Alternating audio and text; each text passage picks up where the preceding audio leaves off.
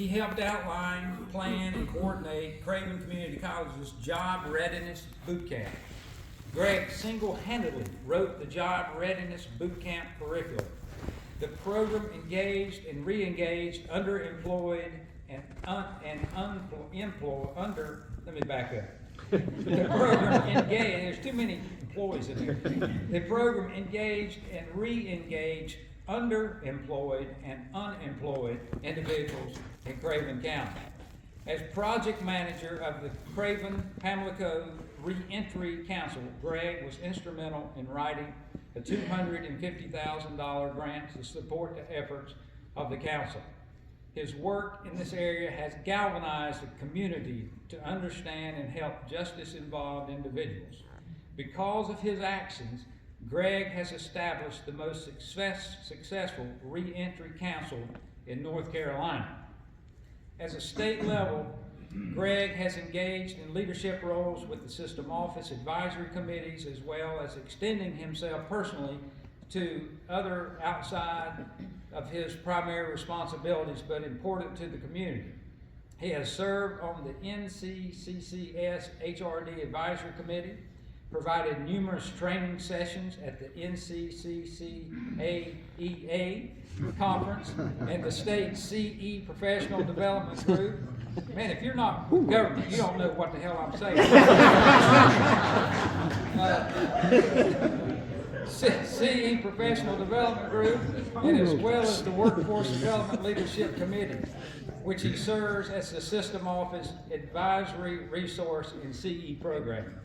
Mr. Singleton has stepped forward to work on special projects and initiatives supporting all colleges in the system. This includes the development of diversity programming, outreach to support and reentry programs, and counseling peer colleges to adapt transformative programming. I will say that when we were going through this group to try to figure out, when he came, this was during the Zoom time now, mind you, when he came up on the screen and he has this pink bow tie, he's the cutting edge of fashion, I must say. And as soon as he opened his mouth, the group, which was Jerry Vaughn and Ray Trapp, I mean, we're just kind of looking at each other, and we didn't even have to even talk after it was over, because hands down, this guy was the winner. So on behalf of the State Board of Community Colleges, the 2021 Staff of the Year Award winner will receive more than the beautiful plaque that we're going to present to him. He will also personally receive a check for $8,000.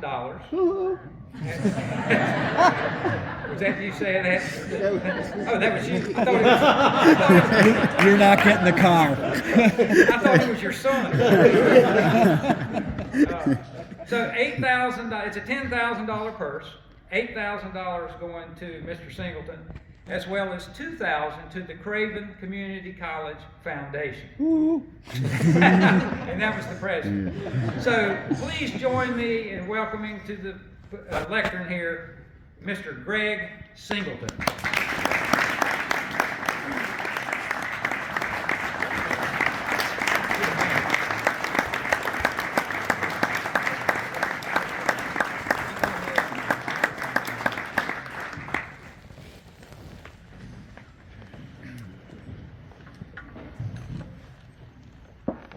Once the announcement of this huge honor took place and set in, it forced me into my personal space, like a chest count. But even after the grinning, because grinning for a long time can get your jaw muscles hurting, I asked myself, how did I really get here? I'm not referring to the application process or the interview with the selection committee. I'm talking about how I really got here. I truly believe it started with my first interview at Cross Creek Mall in Fayetteville, North Carolina, to be a junior mall janitor. I was a rising sophomore at Fayetteville State University at the time, so we're talking about 1998. 1989, correction. I thought to myself, this is gonna be a cakewalk. Plus I got the hookup, I'm a college student. All I need to do is show up, because they want me. Well, upon showing up in my silky paisley shirt and my cream MC Hammer pants, we're talking about the late 80s, so, you know, to me, I was killing it, and you couldn't tell me nothing different. Well, when I walked in the interview room, the interviewer, she was fine as frog hair, nice looking, easy on the eyes, so to speak. So to a point that a young, immature college student lost focus of the interview. When I was asked, do I have any questions? I asked her, was she married? Absolutely so inappropriate. Inappropriate. But when I got back to campus and opened my car door, there stood Mr. John Scurry. Now, Mr. Scurry had made the job interview arrangements for me, and he was an FSU administrator, former Army Special Force, a good dude, but he didn't play. The first thing out of his mouth was, boy, have you lost your mind? Why would you ask this lady, was she married? Seriously, it was at that point that I realized I messed up. I shook my head and I said, sir, I don't know.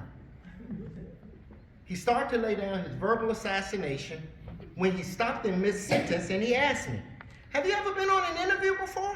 I said, no, sir. He said, oh my God, I'm so sorry. He said, son, I unintentionally set you up for failure. I set you out to accomplish a mission and did not ensure your readiness. The look on his face was so defeated that I said, oh, Mr. Scurry, it's okay. He said, no. It is not okay. He said the interview is the end game, the game changer to most of life's greatest opportunities.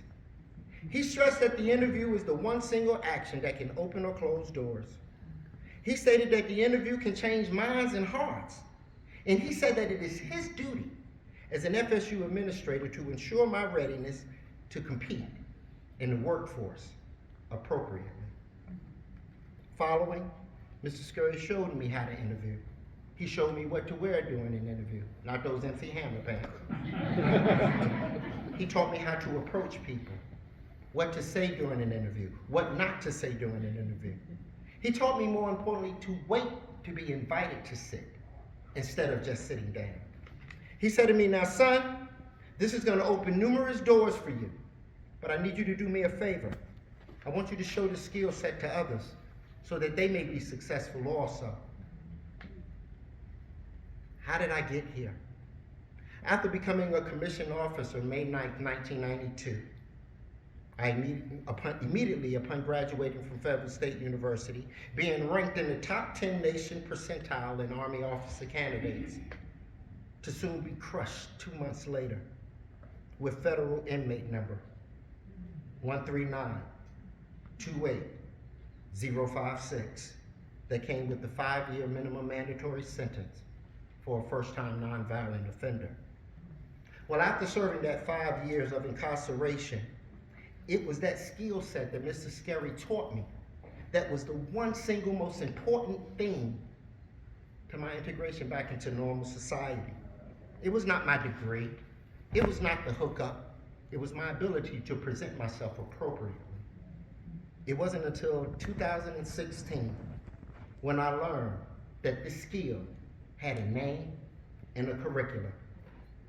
It was when I first came to Craven Community College where I first heard the word soft skills under the head human resource development.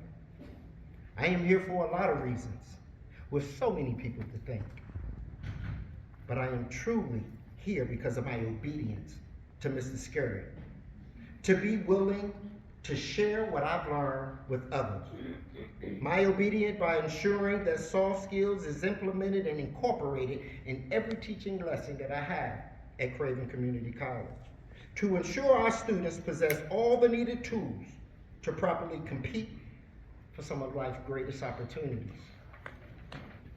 Mr. Scurry's willingness to hold himself accountable as an administrator to ensure students' readiness was honorable. This is the very attitude that I embrace every day to be held accountable, and to have the willingness to go the extra mile for our students to ensure their readiness. To come up with new teaching methods that will swift the process without diminishing the character of the study. Through storms of life and being a justice-involved person, it requires a much deeper obedience from a much higher power than that of Mr. Skerry. The higher power that requires more of me, sometimes when I really don't want to give. A higher power that ordered me to be the voice for every justice-involved person returning from prison and jail by way of the local reentry council. A voice that helped Craven Community College under the leadership of Dr. Staats to become the first, outside of Pitt Community College, to become the first intermediary agency for their local reentry council.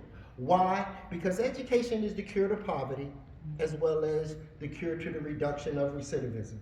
We, the community college, possess the power through education. So how did I get here? By being obedient, even if it meant the sacrifice of self for the greater cause. Thank you for selecting God's favorite guy for this opportunity.